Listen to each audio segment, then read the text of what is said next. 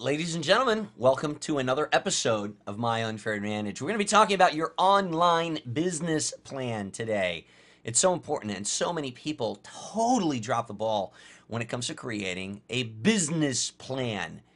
And even if you have some kind of like a little business plan scribbled on like a little post-it note or something, you don't stay on focus. You don't stay on track, and you end up getting pulled in a whole bunch of different directions and then complaining about information overload. Oh my God, it's not my fault. No, yeah, it is. It is. As a matter of fact, when you succeed in business, it's your fault. You succeed because of what you did to get there. When you fail in business, it is your fault. You fail because of what you did or didn't do to get there. So I'm going to talk to you here about creating a business plan. You gotta have a plan. If you're trying to get somewhere that you've never been to before, you need directions. If you're trying to succeed in business, you need a plan. And so many people go into creating an online business the wrong way, without a plan. And I'll tell you what, you don't want to do that, because this can turn into a really expensive hobby. So we're going to talk a little bit about that today. And I'm going to have to ask you this first. Are you creating a launch, a list, a product, or are you creating an actual business? Because there's a big difference. There's a very big difference. And it's the reason you see people fall into this trap. It's like, okay, well, I mean, yeah, I got to make a product. You know, they just start about it ass backwards, and they just start doing everything the wrong way. And they're like, well, I heard you got to create a product, so I'm going to start creating a product. Oh, I heard you got to build a list, so I'm going to start building a list. I heard I got to do a launch, and I'm going to do a WSO. And then they start doing that. And, okay, well, let me get a training product about how to make a WSO. And then they do that. And then what happens when that's done? Oh, I'm going to have to do it again. And then you find yourself into this cycle, right? This self-defeating model of launch after launch after launch. You don't really have anything tangible. You don't have a business. You don't have something you can sell. I mean, you don't have a business that you can sell. Right now, I can sell my business. I can sell my company. I have $1 million business. And I've built it over a period of 5 years alongside my wife, Melinda. And we've done it from home. And we did it by creating a catalog of products. We don't just have one thing. I didn't set out to make one launch. I set out to create a business. And the thing is, a lot of people don't do this. And you do it in your regular job, right? You take part in a regular business, and you do things like planning and set goals, and you know, you have reports that you have to hand into your boss every night. But when it comes to your own business, you don't do that. You just sit down, just like kind of shooting at the wind. Like you just kind of, you don't have a target, you don't have a plan, you don't have a work schedule, you don't have any of that. And then you wonder, well, why am I not making money? Well, that's why, dude, because you don't have a business plan. So how could you possibly consider yourself a business owner? It all starts with a pad and a pencil. That's it. That's all it takes. You just need to close the door and sit down and just meditate a little bit on what you're trying to accomplish. Open up a pad to a plain white piece of paper and grab your pencil and just start writing down some ideas, some goals. And then eventually what happens is those goals and those ideas from your pad, they move on to a whiteboard. You should have a whiteboard for your business. You know, having a business area in your house is very important. Are you running your business from like your kitchen table and your laptop and moving it around with you? You know, that doesn't really help in the beginning. You really should have an area that's your own. It's your company. This is the space. It's this little corner of the house. It's this little whiteboard. This is my calendar. This is my, you know, and the stuff on the pad moves over to the whiteboard. And I used to have a 3-foot whiteboard where I wrote down everything. I broke down my goals. I had a little calendar whiteboard kind of thing that I would fill in what I needed to do by certain dates. But that was my business. It was my business area. I had my desktop. I had my binders with my notes. I had, you know, the ebooks that I had purchased and printed them out. They were on the desk there. I had my little, you know, my notebook with, you know, I would open it up every day. I had my computer, and then I had an actual CRT monitor, like a regular computer, and then I had a little laptop next to it that I would work together on both of those computers, because sometimes I'd be watching a training video on one and then doing the actual thing that I was being trained on the other computer. But the point that I'm making, I had a business area. That was my office in my house, and that's what I dedicated it to. You don't have to have a fancy schmancy, you know, high-rise office building or anything like that. You just need a little area that you can call your own, a little area that everybody else in the house knows not to mess with, because that's mommy's business or that's daddy's business. And it's that important. And I even had a name for my company. You know, I had a name for my company, and I put it up on the top of the whiteboard, and Melinda bought me a little plate with my name on it, you know, like you put at your desk at work, you know, and I put that on the door, you know, and I was running it like a businessman. I would, you know, get home and I'd go to work. Literally, I'd get home from work and I'd go to work. And I'd go to work for myself, for me and my family. And I took it very, very seriously. I envisioned a company long before it was even a company. I knew in my mind's eye what I wanted to build, and then I set out to build it. Run it like a business from day one, because as a hobby, this thing is more expensive than golf, let me tell you. If you're treating this like a hobby, it's going to treat you like a hobbyist. You're not going to be, you know, the average person that plays golf doesn't make money from it. The average person that builds model airplanes doesn't make money from it. The average person that makes scrapbooks doesn't make money from it. Those are hobbies. They buy the stuff that they need to partake in the hobby, but they don't really make any money from it, because they're not looking at it as a business. They're looking at it as something to do. And let me tell you something. There's a lot of internet marketing products out there that you can fall victim to and buy, and it becomes rather expensive. You may be there. You may be there right now. A hard drive full of products and stuff that you've done nothing with, or stuff that you've started and given up after 2 videos because it didn't quite turn out to be what you wanted it to be. Whose fault is that? It's your fault, man. It's not anybody else's fault but yours, because you didn't have a proper plan and you didn't buy the proper tool for the proper job. And that's what we're going to talk about next. Now, I want to cover a couple of things here, and I'm not going to sugarcoat any of it. Obviously, you know that I'm not known for sugarcoating things. And first of all, I'm going to say these 2 things. You have to be self-motivated, and you have to be ready to get your ass kicked. Does that bother you? Does that scare you? Let me tell you something. If you're going to be an entrepreneur and you're going to build something of great value from scratch, you've got to be willing to take the punches. And you're going to take some punches right on the chin. And you're going to have to learn. You're venturing into something new.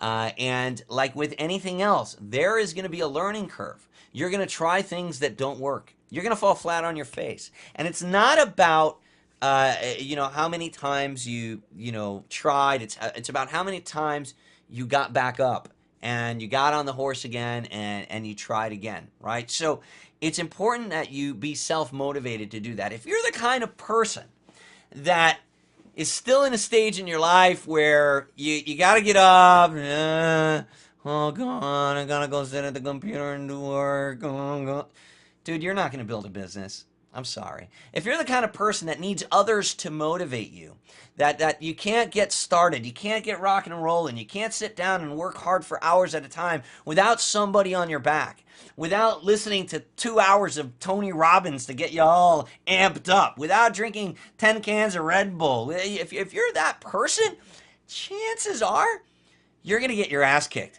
because building a business takes a lot of work. It takes hard work and dedication. And you're going to try things and you're going to invest your time and your energy, and then it's not going to work, and you're going to look, you're going to shed tears, and you're going to sweat, and you're going to realize that being successful is tough. It's hard. And you're going to realize that once you start making progress, sometimes you got to take a step back in order to make 2 steps forward. And it's not always roses and daisies on the other side of the fence, okay? You actually will be getting your ass kicked. So you need to be a self-motivated person, a go-getter, somebody that wants to achieve goals. You have to be driven. And that's important. I'm not going to make this a big motivational video. That's not what this is about. But it's important that you understand that it's hard. It's hard work. Maybe you haven't heard somebody say that to you before. Maybe everybody that you've listened to in the past as far as building your online business has been trying to sell you something. And so they've been telling you, yeah, it's going to be awesome. You don't got to do nothing. Just pay me $47. And then you copy this little line of secret code that exposes this loophole that automatically pours money into your pay. Doesn't work that way.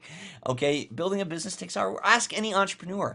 Walk into any pizzeria and talk to the guy that built it. Talk to the guy that screwed every light bulb in there. The guy that actually sweated it out while he was having 2 customers a day buying pizzas. The guy that actually had to go out and buy the oven. The guy that had to set the tables. The guy that did all the work, or the lady that did all the work. Go to any business owner and ask them what it took to get there, and they're going to say hard work. None of them is gonna. None of them are gonna say, "Oh man, this is awesome." Yeah, no, I didn't have to do anything from the day I started. Yeah, no, this is awesome.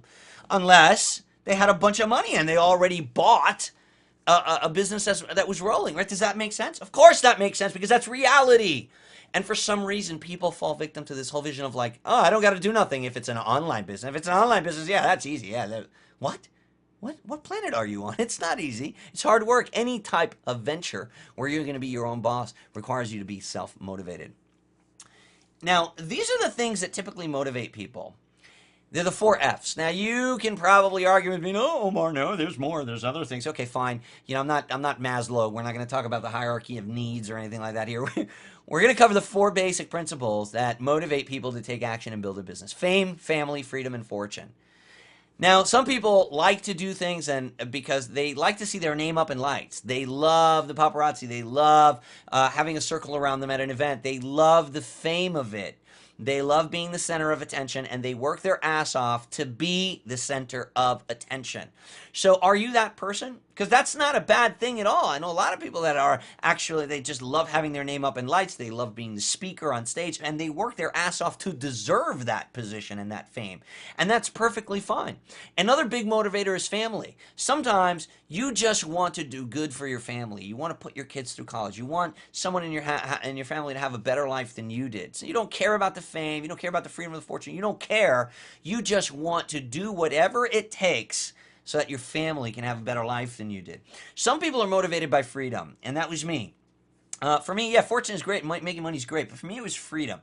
I hated that people had control of my life. My boss determined, what type of money I was making. It was terrible. Like I just hated having to, wake up to an alarm clock, and I wanted, I wanted freedom. I wanted to be able to go to a restaurant and read the menu from left to right. And unfortunately, because of the money that I was making, I actually had to go in there and read it from right to left. Like I'd go down the menu and be like, okay, let's see, $3.99, let's see, $13.99, $2.99, oh wait, $1.99. Go to the left, French fries. That's what I'm having. I'm having French fries. Yeah, I hated that. I want to go into a restaurant, just order what I want to eat. And I hated that I didn't have that control over my own life. So for me, it was freedom that motivated me.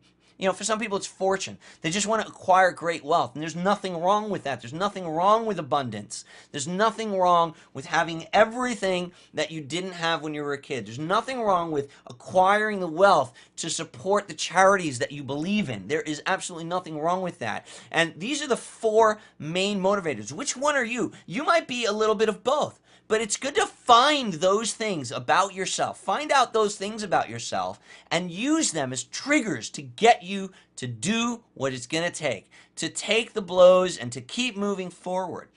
It's important that you're willing to do what others won't in order to have what others don't. I'm going to say that again. You must be willing to do what others won't in order to have what others don't.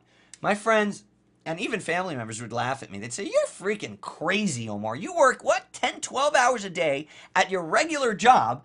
Then you come home and put in another 6 or 7 hours in front of your computer? Are you kidding me? The game's on tonight. We're going fishing this weekend. It's a weekend, man. And I'm like, no, I got a business to build, man. I got a business to build. But you know what? Those people are still working today. I can go fishing now whenever the hell I want, wherever I want. If I want to get onto a plane right now and go with my wife to wherever to go fishing, I can. And those people can't do that. And I was willing to do what they were not willing to do in order to have today what they don't have. And that is the kind of thinking that motivated me. That is the kind of thinking that repaid me. And that is what got me going and kept me going and brought us to where we are. I was fortunate to have a very supportive spouse. Not others. A lot of people don't have supportive spouse. So let me tell you something. If you don't have a supportive spouse, there's other problems going on. If your spouse does not support what you're doing, you have other issues in your marriage that you need to address. If your spouse does not believe in what you're doing, then you should address some underlying problems there.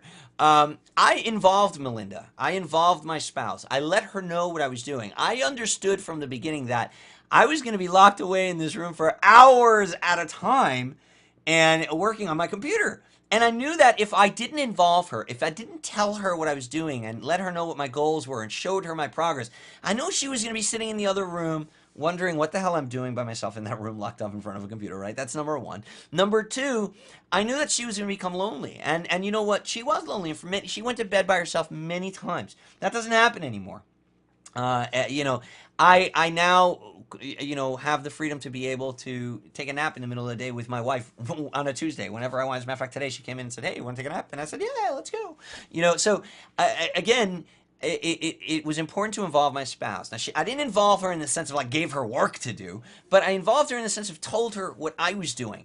I let her know, hey, honey, look, I want to show you. This is what I'm doing. I'm doing this because if I build this website and I'm following this training, and if I do this by this date, I might be able to make a little bit of money for us and this and that. And then she was like, oh, okay, show me. And then every couple of days, I would give her an update and let her know what we're doing. And I would even involve her in the sense where like, look, I'm going to set a goal for myself, and I want to go out to the movies and we're going to see this and then go have a date night if I can hit this goal on this date. And you know what's funny? When I did that, she would come in and check on me and say, hey, so what are you up to? Did you do the site? Did you already do the ClickBank thing you were talking about? Well, what's going on? Because if you don't finish that today, then we're not going to be able to go tomorrow. You said we're going to go to the movies, and you know, kept me on my game, involving my spouse. You know, it's important that you understand the difference between time and money.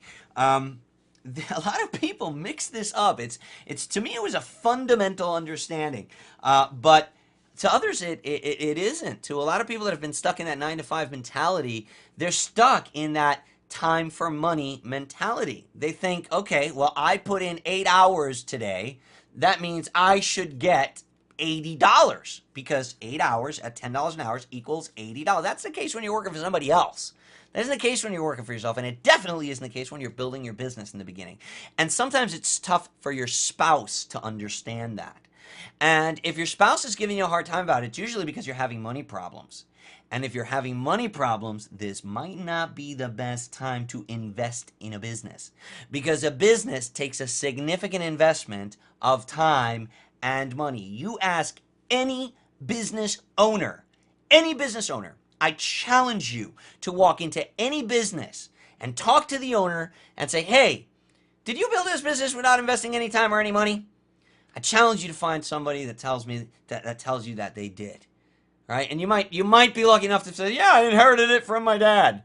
You might find somebody like that. But chances are you didn't. However, you feel that you can go and do that for yourself. You feel that you're losing your house and you're in foreclosure and now's the time to start a business. That isn't the case. And this perhaps is the underlying problem and the underlying thinking that's causing you to have the problems with your spouse, because your spouse is expecting you to provide money for the mortgage this week. And you decided that you're going to do that by, starting an online business. It makes no sense. That's like, I got to get to California by tomorrow. And instead of looking for the best airfare online, you start looking for instructions to build a plane. It makes no sense. But in your insanity, you're thinking that you're going to be able to do that. And Omar Martin here is shooting that down and telling you you can build a business, but you're not going to build it like that.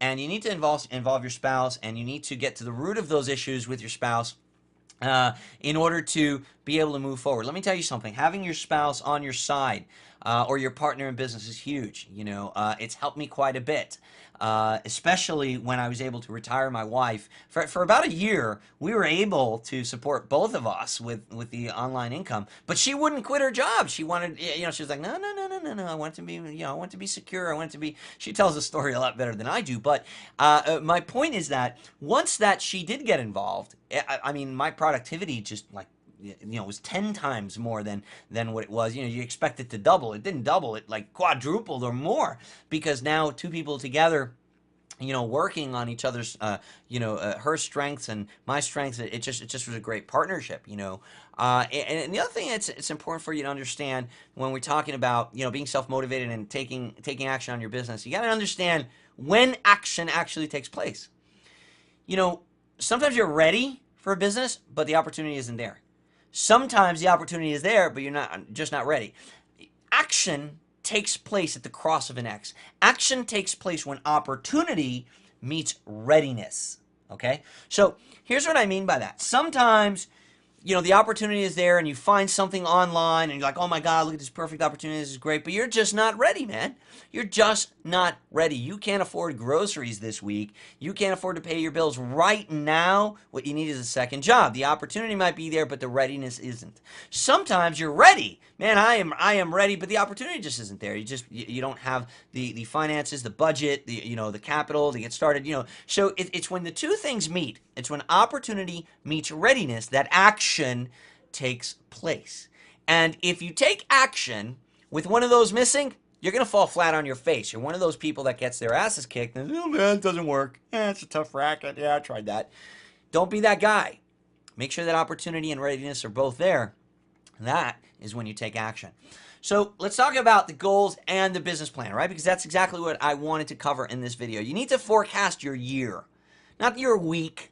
When you're sitting down to build an online business from home, you need to forecast your entire year, just like real businesses do, just like the manager of your company does. Your manager, wherever you work, he's got to create a business plan and submit it to his manager, and his manager's got to go to the general manager and to eventually to the CEO and whatever. We create goals. We forecast our quarter, then our year. Then we have a 5-year plan. Every company creates SMART goals, SMART, and that's what we're going to talk about right now. Your goals have to be specific. You have to picture every single little detail. The more vivid the picture in your mind's eye, the greater likelihood that it'll be manifested. If your picture is blurry, if you don't really have an exact idea of what you want to do, then it's probably not going to happen. If you're looking to buy a car and you want a specific car, you need to know the color, you need to know the interior, you need to know the features, you need to know the make, the model, everything. The more detailed your vision is of that car, the more likelihood that you'll be able to manifest it. Same goes with your online business goals. The better and the more specific that vision is, and that attention to detail, the more likely you will be to manifest it. Measurable. Your goals have to be measurable. You need to create specific benchmarks. People sometimes say, yeah, I have a goal. My goal is to be rich in 2013. Well, you're going to fail, dude, because your goal is not specific enough. It has to be specific, attainable, realistic, very important that it's measurable. So you need to be able to break a big goal down into a series of small, attainable goals. So instead of saying, okay, well, I'm going to be rich, you need to say, okay, well, how specific is that? How rich do you want to be? I want to make $100,000 in the year, 2013. I want to put $100,000 in the bank, liquid. I want to see that in my savings account. Now, that's attainable, and you have to make it measurable. Well, how are you going to put that $100,000 in there? There's a whole lot of different ways to do it, because you could either put $8,000 a month into a bank account, right? Or you could put, 10 months into a project and then launch that project and make that $100,000 in the last month of the year, right? There's a lot of different ways to do it. You could do 2 launches, 2 products, create 2 products, one in the first 6 months, one in the second 6 months. You could, put $50,000 in the bank with the first one, $50,000 in the bank with the second one, right? So what I'm saying is there's multiple ways that you can generate that wealth, and you need to create measurable goals, right? And the way to do it is really to create a timeline and then actually set little benchmarks for yourself. Okay, so this month I want to have generated $2,000. And the way that I'm going to do that is in the first week, I'm going to create this website. In the second week, I'm going to do this. In the third week, I'm going to do that. And by the fourth week, I will have already made, the third week I made 250. By the fourth week, I'll make 350. And I'll be at you see what I'm saying? You're creating little benchmarks on a timeline that you can then see if you're hitting those goals. So week number 2 comes along, and in your morning meeting that you have with yourself every week, right? You look at your goals. You look at your whiteboard. You turn around and you say, okay, well, let's see. Today is the 14th of the month. I was already supposed to have the website up, and I was already supposed to have this if I was going to make my $1,000 this month, which is on track for me hitting my $100,000 at the end of the year. But it's already day 14, and I haven't even done that. So if you've missed that goal, what are the chances of you getting to the next one? To the next benchmark, right? Do you see what I'm getting? Measurable. They have to be measurable. Create specific benchmarks for yourself to stop and review your progress. And if you don't hit that benchmark, don't worry about it. Your goals don't change. The only thing that changes is your date. Okay, you just got to move the date and make it a little bit more realistic. Now, your goals have to be attainable. These benchmarks have to be attainable. Don't set yourself up for failure. And this is one of the biggest issues that people have, is they have a blurry, fuzzy vision of what they want to do. Like, oh yeah, this is great. Oh my God, look at that guy. Look at his ClickBank account. I saw a screenshot and he's making $7,000 a week. Wow, that's freaking awesome. I want to do that. How do we? Oh, he made an ebook. Let me start making an ebook. I'm going to start making an ebook. And it's like, okay, what's your business plan? I don't know. I'm just going to make an ebook because that guy makes $7,000 a week and I know that I got to make ebooks. Well, dude, you're going to fail. You know, how do you know that that's even attainable for you? Did you research the exact requirements and plan accordingly? Maybe you don't have the skill set necessary to create an ebook and launch a product like he does. Have you looked into it? Because if you haven't, you're just setting yourself up for failure. And then here's what's going to happen. You're going to make this like imaginary date in your mind based on absolutely no facts that you have on yourself. And you're not going to hit the goal. And then you're going to be like, oh, this sucks. And then you're going to get all down on yourself. And since you don't have Tony Robbins sitting next to you to motivate you, then you're going to like quit. And you're going to be one of the 97 percentile that doesn't make it. You don't have to be that guy if you create attainable, smart goals, okay? And they have to be realistic. You know, no pie in the sky goals. You know, not everyone can become Michael Jordan. You have to know your limits and you have to work to surpass them, but you have to know your limitations. You know, I know what I can do and I know what I can't do. And I strive to get better at things that I'm good at, and I strive to learn some things that I don't know, but it's important that I'm realistic. Saying to myself, hey, I'm going to make $100,000 this month and avoid bankruptcy when I've never even learned, it's crazy. You know what I mean? It's like you wouldn't go to college, right? Okay, you wouldn't set yourself a goal like, look, next month I'm going to do neurosurgery and make $100,000 from a procedure. You wouldn't do that. Why? Why wouldn't you do that? Because it's conventional wisdom tells us, well, to become a surgeon, you've got to go to college, then you've got to go to 4 years of medical school, then you've got to do an internship and a residency, and you got to study in your specialty. It's a good 9 to 10 years before they're even going to let you touch a patient to actually do surgery. So that goal of making $100,000 next month by doing a surgical precision, that's a bit of a pie in the sky kind of. It's not attainable. But people make these ridiculous assumptions all the time when it's an online business for some reason. You think like there's nothing you have to learn? You think you don't have to get your bachelor's degree in marketing and learn how to do these things? You do. So you need to know your limits and you got to work to surpass them, but you can't give yourself these pie in the sky goals. They have to be realistic and they have to be timely. You have to put exact dates and times on your goals and reward yourself for hitting them. You know, we're creatures of habit. And when you treat yourself good for accomplishing something, it's important that you reward yourself. You know, so maybe your reward for hitting a certain goal, and maybe you're doing a 30-day challenge on your blog, and your 30-day challenge is you want to do a blog post every single day with a video for 30 days. Maybe that's what you're challenging yourself to do. And that's a challenge. Let me tell you, I know it was for me. And you challenge yourself to do that, and then when you're done, maybe have a getaway for a day. Maybe have a road trip for a day or a weekend with the family. Maybe go to the beach. Maybe treat yourself and your wife to a nice dinner at Red Lobster or whatever. Melinda and I like to go to Red Lobster. You know, but do something nice that you like to do as a reward for hitting that goal. Because you know what? You're gonna strive harder for your next one because it's gonna turn into a habit. So create SMART goals: specific, measurable, attainable, realistic, and timely. Now, when you start thinking like a business, you're going to need to start creating these mindsets, these things in your life, in your business life, even if it's at home. You need to ask yourself things like, what are my departments? What are the departments for my company? What's my timeline and my work schedule for those departments? What are my budgets? Each department has to have a budget. What's my starting capital? What money have I set aside to run this business? Because let me tell you something. If you're already having money problems and you're having a hard time with your spouse, trying to, believe in what you're doing and everything, the moment that you come up to her and say, hey, I've got it's $1,000 for this training program, what do you think's going to happen? Yeah, she's not going to, oh, okay, no problem, honey. Yeah, go ahead and spend the $1,000 that we don't have. That's not going to happen. So you need to, factor these things in just like any regular business person would do when they're thinking of venturing into a business.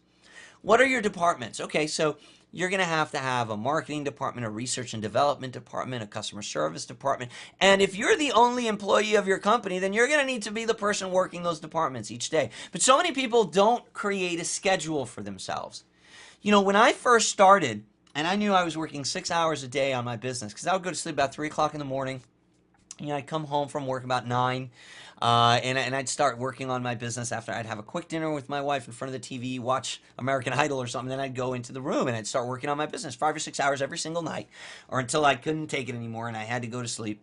And I would break down a schedule for myself. So, okay, for the first hour, I'm going to be doing research. So I'm going to be in the forums. I'm going to be doing market research. I'm going to be doing stuff to teach myself about my market, and you know, I'm going to be doing social branding or whatever it is.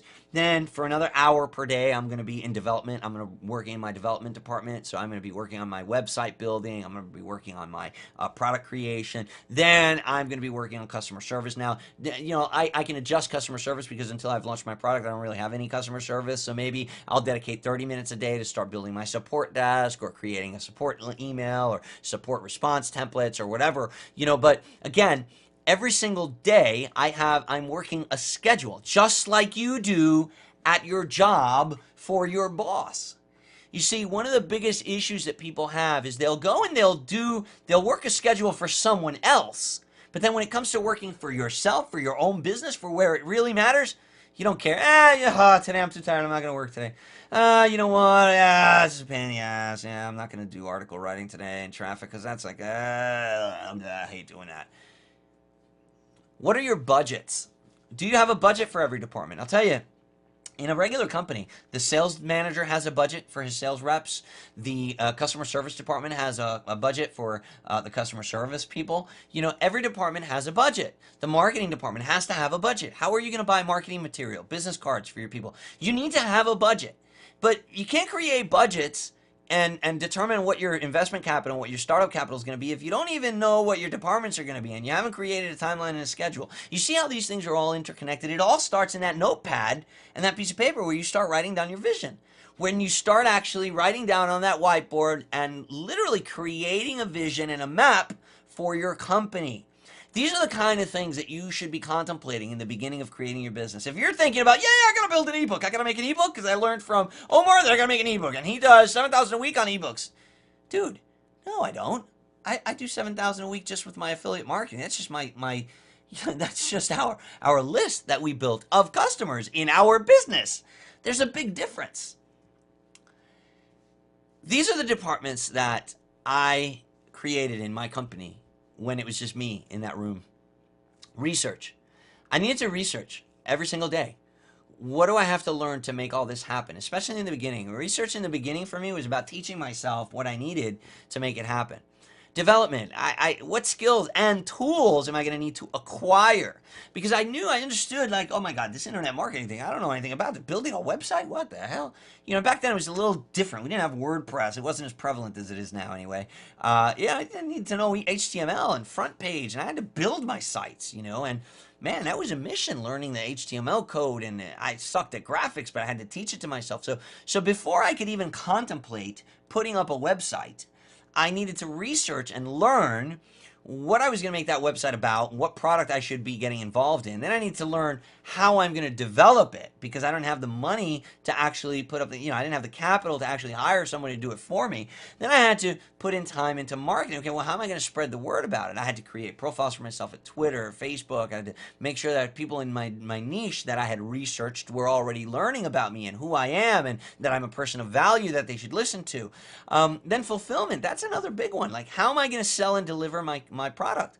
You know, every company, business is the exchange of goods and services for money. Okay, that's called business. You know, it's commerce. You know, so what platform? How are you going to do that? Are you going to do that over a counter in a brick and mortar business where you're literally handing a product, a physical item to someone and collecting money and putting it in a cash register? Because if you are, you need that product, you need that counter, and you need that cash register. And those things, those items, those tools cost money to run your business.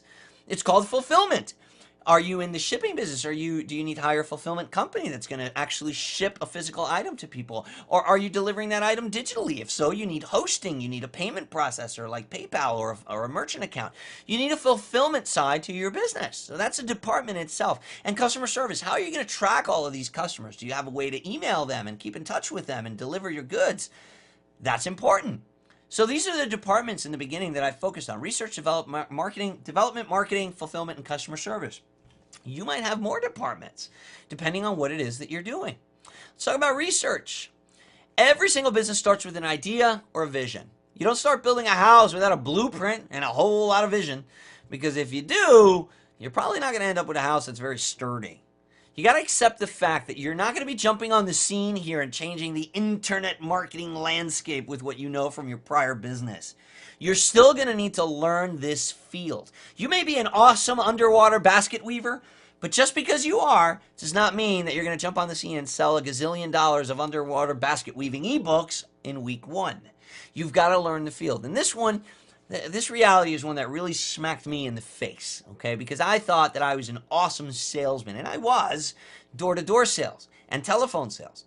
Online selling is different, and it requires a unique set of skills. I needed to learn this field. You got to do your homework, and you got to create a map for what you want to build. Learn about the marketplace that you're going to be selling in, and find, for God's sake, find the buyers first. Have you ever heard someone, or maybe it's been you, saying, how do I get traffic to my website? You know why you're asking yourself that? Because you didn't find the buyers first. If you find the buyers, if you find people in need, and then you create a product that solves their need, you will never have a traffic problem. Why? Because you created a product for the buyers you already found. Do your research. Don't create traffic for a website. Create a website for the traffic. Totally different mentality than brick and mortar, okay? Development. That's the other department. Most people jump right into this phase and they never get out of it. Don't do that. Don't be that guy. Most people, they're like, oh my God, look at this page. Hey, look, Ethel, I can make all this money if I buy this ebook and I start. And they jump and they buy this ebook that teaches them how to make ebooks. And they're in development. They're right away, they're into the development department. That's all they do. And then when they're done, it's like, okay, well, now I have this ebook. What the hell do I do with it? Well, I don't know. There's a difference between a general contractor, a developer, and a carpenter. You got to know your role, as they say in the hood. Know what you're doing and know which hat you're wearing. You should be working on your business and not particularly in your business. In the beginning, depending on how much capital you have to start off with, you might find yourself in the business, rolling up the sleeves, doing a lot more of the work than you would hope to be. But that's what I talked about in the beginning. You're going to get your ass kicked and you're going to have to put in the hard work in the beginning, because no matter how you look at it, you're going to pay for the things you need in your business, period. Don't fall victim to the mentality that you don't have to pay for things and that everything is free. No, you're going to pay. You're either going to pay with money or you're going to pay with time. So either you have the money to buy those graphics you need, or you're going to need to invest the time into learning how to make them yourself. Period. Factor both of those things into the development equation for your business: time and money.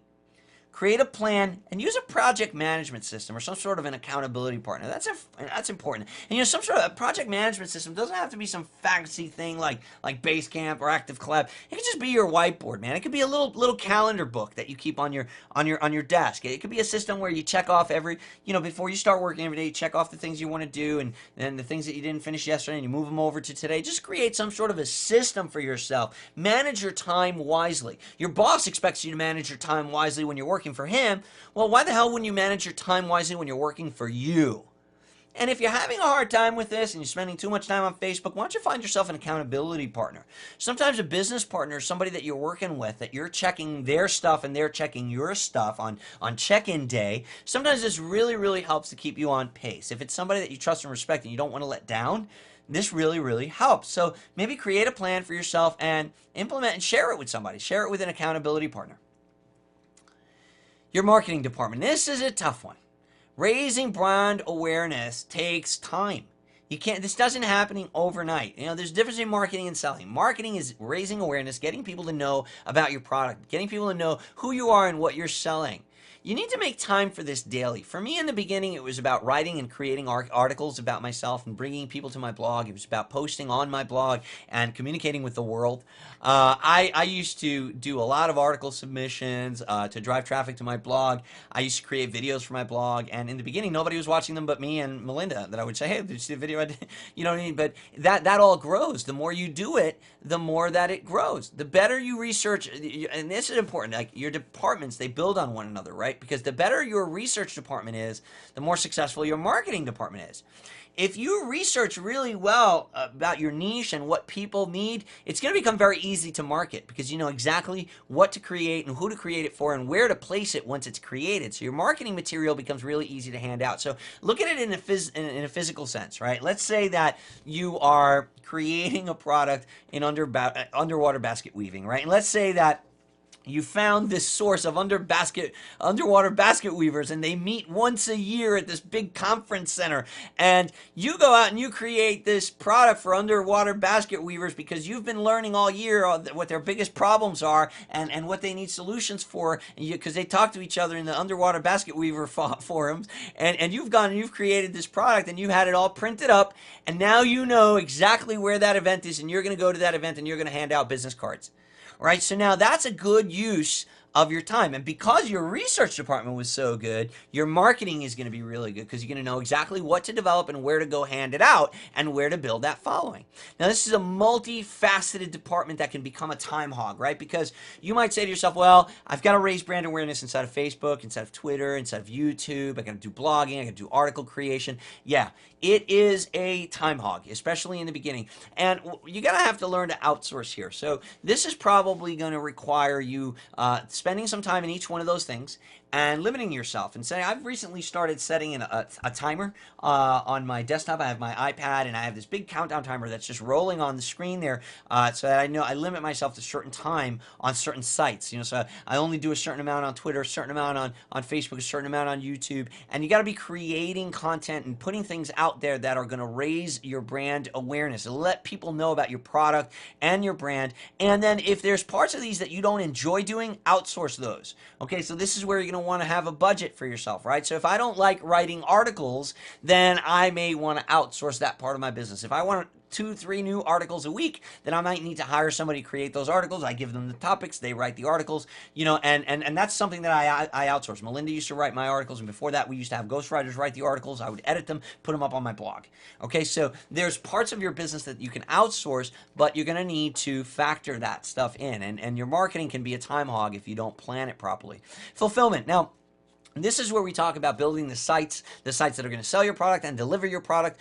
You're going to need to have a system in place for collecting money, for delivering the product or the service, and this can be 99% automated using services like ClickBank, Pay.com, JVZoo. The whole payment processor thing can be automated, but again, you're going to need to learn about that stuff. So you're going to need to dedicate time to fulfillment, to educating yourself on how am I going to fulfill my customers' needs. And once they purchase my product, first of all, how am I going to sell it? So are you the guy that has to buy the cash register and the counter, the display case, because you have a brick and mortar business? You know, what's your display case and your sales counter online? What's your website, right? So you're going to need to learn that whole website creation process, and how am I going to create that sales page, and what am I going to need? What tools am I going to need? And how am I going to learn how to set this up so that it runs on autopilot, so that I don't have to be here every single day?